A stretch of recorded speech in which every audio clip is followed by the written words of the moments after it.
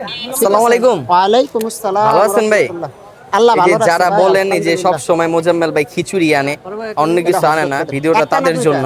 এই যে আজকে মোজাম্মেল ভাই সাদা পোলাও আর এই যে কক মুরগি, এটা কক মুরগি না ভাই? হ্যাঁ, কক এই যে মুরগি, কক পাকিস্তানি মুরগি কক। রেজালা নিয়ে আসছে আর সাথে ঝোলও আছে কিন্তু পাকিস্তানি মুরগি হ্যাঁ, না? পাকিস্তানি কক। ও মাশাআল্লাহ, যাক দেখে ভালো লাগলো।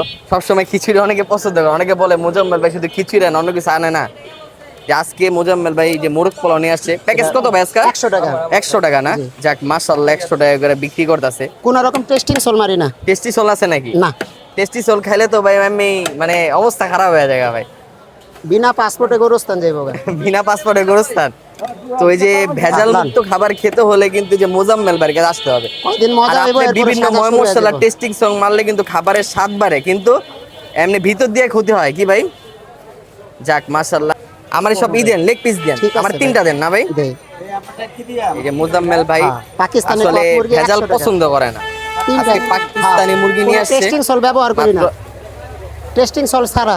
হ্যাঁ এটাই টেস্টিং সল। যে বিভিন্ন যে মজা লাগে ময় মশলা দিয়ে রান্না করলে কিন্তু খাইতে মজা লাগে, কিন্তু পরে সমস্যা হয় এরপরে আসলে। সাজা শুরু হইব।